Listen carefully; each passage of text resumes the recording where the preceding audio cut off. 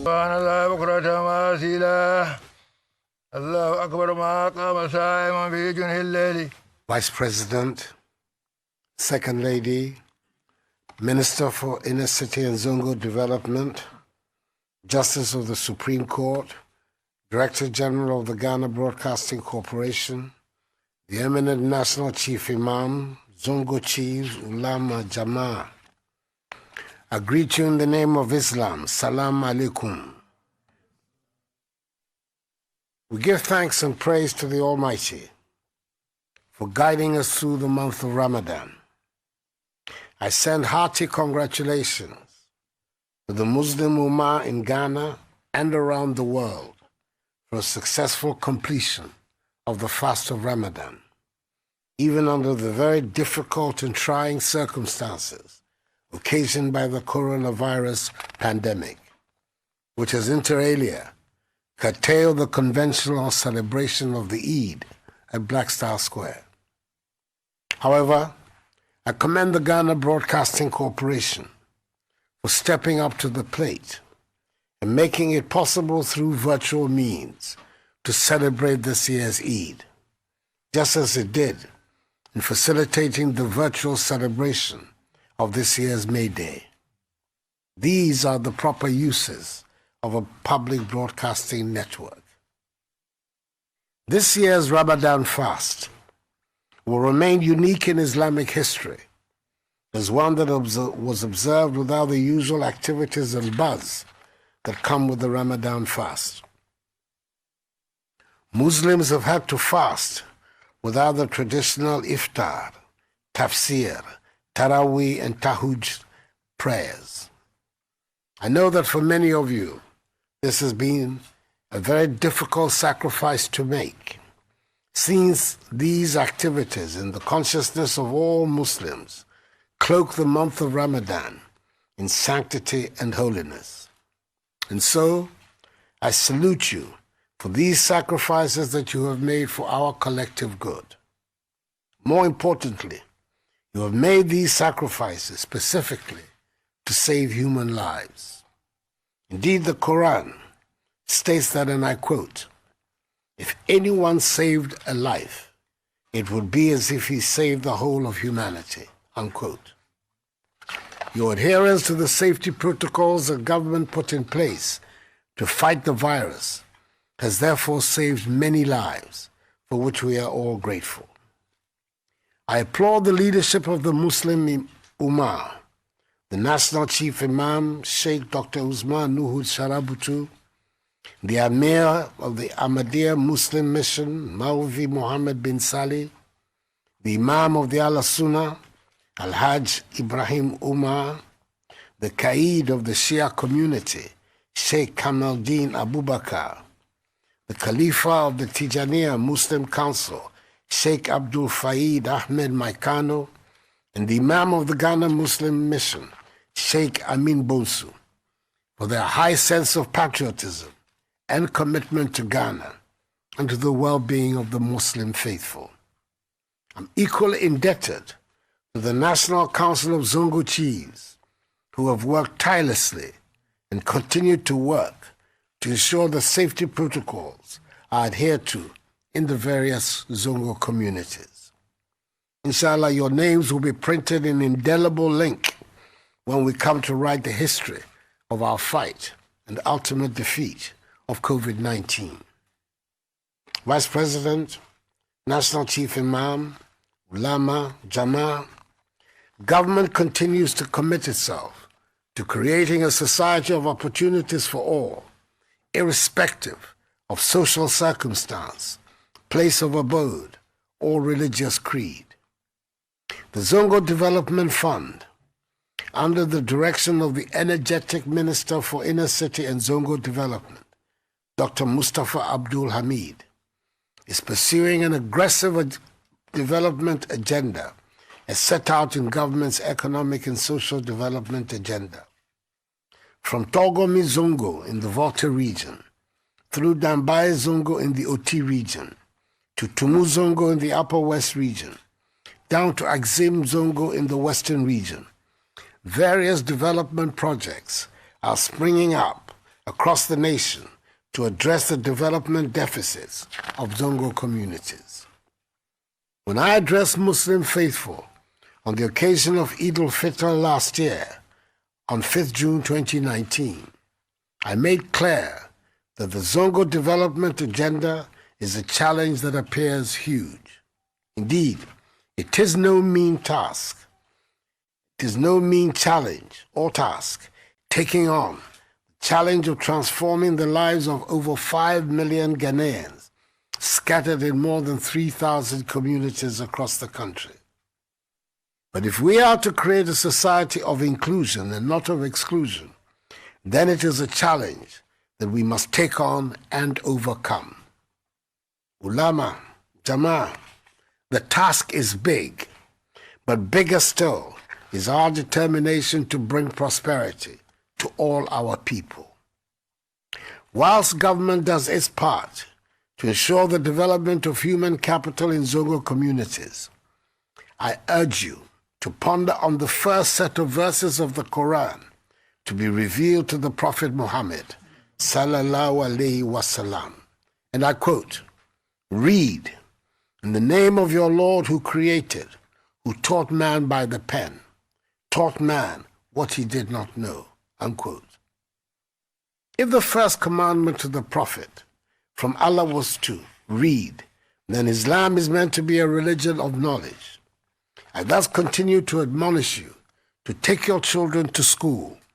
Let us take advantage of the free senior high school program and the educational interventions that the Ministry of Inner City and Zongo Development is making in Zongo communities to educate our children, both male and female, and ensure that within this generation we can eradicate poverty, illiteracy, and disease from our country. Ghana continues to be the envy of the world because of the religious harmony that we foster amongst adherents of different faiths. I urge you to continue to promote religious harmony and peaceful coexistence. It is the essence of Islam, which means peace and submission to the will of Allah. I'm very hopeful that next year, Muslims in the country will congregate as they have done over the years and celebrate Eid al-Fitr fully and without any restrictions. We will go back in joy to Black Star Square.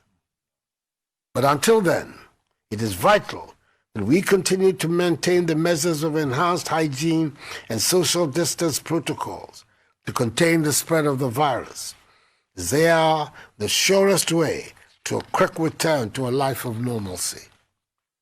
Stakeholder consultations are taking place on the way forward towards the easing of restrictions so that our social and economic lives can go back to normal. I expect these consultations to conclude this week so that I can announce to Ghanaians a clear roadmap for easing the restrictions. We have to find a way back, but in safety. We cannot be under these restrictions forever. I'm fortified in this view by three considerations. Firstly, sad though any premature death is, the hard fact is that the rate of deaths in Ghana amongst confirmed cases is very low, 1 per 1 million, i.e., 0.0001%, one of the lowest in Africa and indeed in the world. This, despite the very high number of cases tests we are carrying out. This has been so since the very beginning of the outbreak over 2 months ago.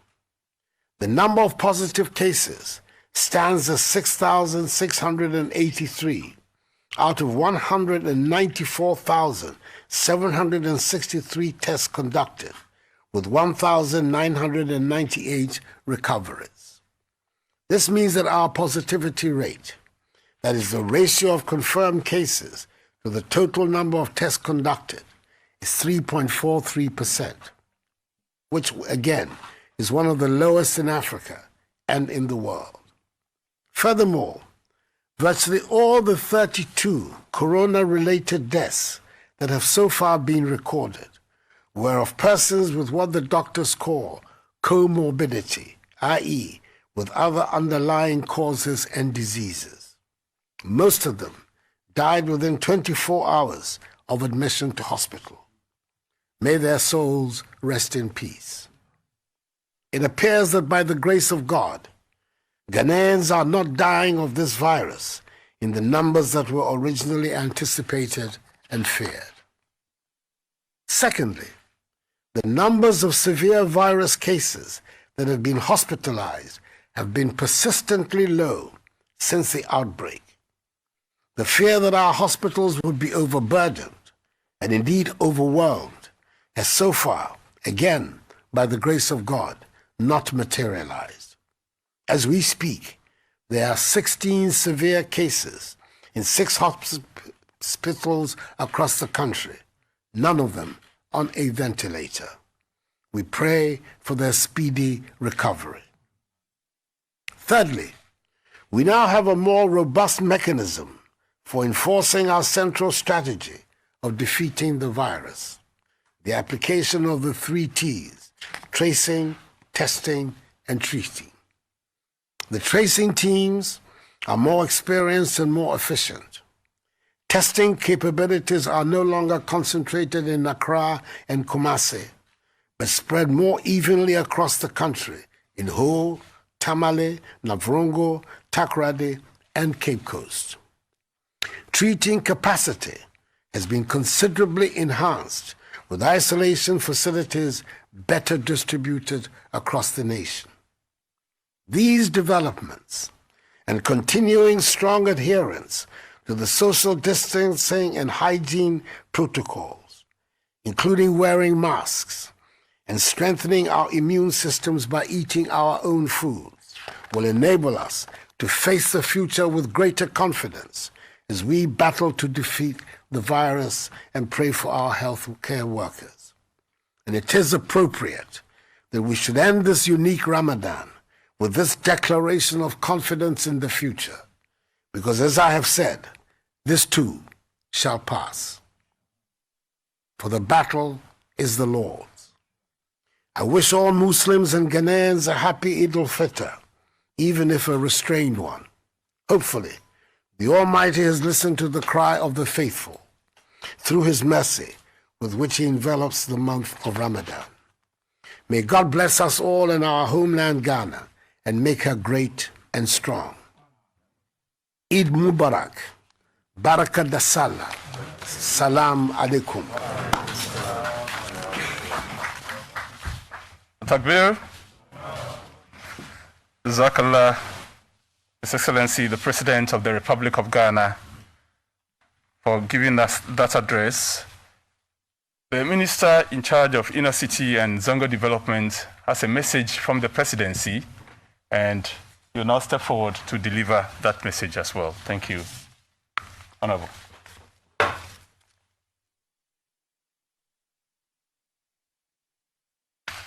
Assalamu alaikum wa rahmatullahi ta'ala wa barakatuh. Your Excellency, the President of the Republic of Ghana, Vice President, Second Lady, National Chief Imam, Justice of the Supreme Court, Ulama, Zongo Chiefs. I'm here to perform a simple task.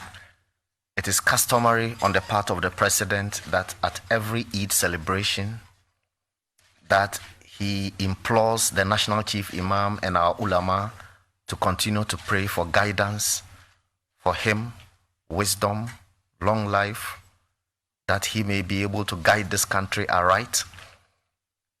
And therefore, this morning, he's asked me to make a donation to the National Chief Imam that we may recite the Quran after this, do all the sadaqah that we have to do, that the Almighty Allah will alleviate our plight and set this country aright.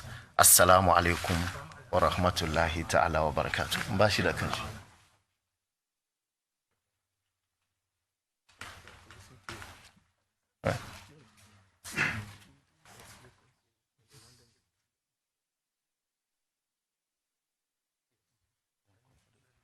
Okay.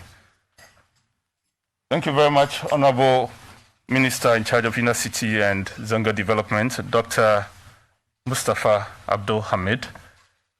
Ladies and gentlemen, we have also been joined, we were joined much earlier by Dr. Rabiatu Ama. Dr. Rabiatu Ama is a senior lecturer at the University of Ghana. And Sheikh Arimiyahu has asked me to extend special thank you to His Excellency the Vice President for all the support he's given to the Muslim community, especially in these times. And Your Excellency, thank you very much. I've done that. We'll now invite once again the National Chief Imam, His Eminence, to give us the closing prayer.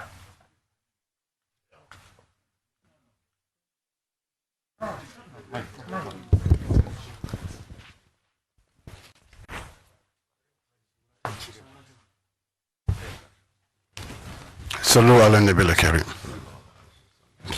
ربنا آتنا في الدنيا حسنة وفي الآخرة حسنة وقنا عذاب النار. ربنا أنزل علينا مائدة من السماء يكون لنا عيدا لأولنا وآخرنا وآية منك وارزقنا وأنت خير الرازقين. اللهم كن لنا أنت الأول فليس قبلك شيء وأنت الآخر فليس بعدك شيء وأنت الظاهر فليس فوق شيء وأنت الباطن فليس دونك شيء وكلنا أنيس من كل روعة وخوف وخشية ووحشة وقربة وأسمنا من كل هلكة ونجنا من كل بلية وآفة وآهة وقصة ومهنة وزلزلة وشدة وإهانة وذلة وغلبة وقلة وجوع وعطش وفقر وفقر. اللهم احفظ رئيس جمهورية غانا نانا أكوفو أدو ونائبه الدكتور محمود باونيا بسر لو أنزلنا هذا القرآن على جبل لرأيته خاشعا متصدعا من خشية الله وتلك الأمثال نضربها للناس لعلهم يتفكرون. هو الله الذي لا إله إلا هو عالم الغيب والشهادة هو الرحمن الرحيم. هو الله الذي لا إله إلا هو الملك القدوس السلام المؤمن المهيمن العزيز الجبار المتكبر سبحان الله ما يشركون. والله الخالق البارئ والصبير له الأسماء الحسنى يسبح له ما في السماوات والأرض وهو العزيز الحكيم. اللهم اجعل بلدنا غانا بلدا آمنا مطمئنا. اللهم اجعل بلدنا غانا بلدا آمنا مطمئنا وسائر البلدان وآمنا في أوطاننا ولا تفتنا. اللهم ارفع مقتك وقلبك عنا ولا تواخذنا بما فعل السفهاء منا واختم لنا بحسن خادمة الناجين والراجين الذين قيل لهم قل يا عبادي الذين أسرفوا على أنفسهم لا تقنطوا من رحمة الله وأسقنا يا سميع يا قريب جنات عدن التي أعدت للمتقين الذين دعوهم فيها سبحانك اللهم وتحيتهم فيها سلام وآخر دعواهم أن الحمد لله رب العالمين. اللهم أنت أمرتنا بدعائك ووعدتنا بإجابتك وقد دعوناك كما أمرتنا فأجبنا كما وعدتنا يا ذا الجلال والإكرام إنك لا تخلف الميعاد. صلوا على النبي الكريم.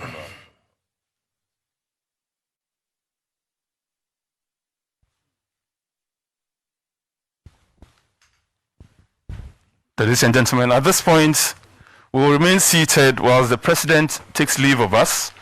That will be followed by the Vice President and the National Chief Imam. Please, let's make way. Thank you very much, Mr. President. We are very grateful for your presence here.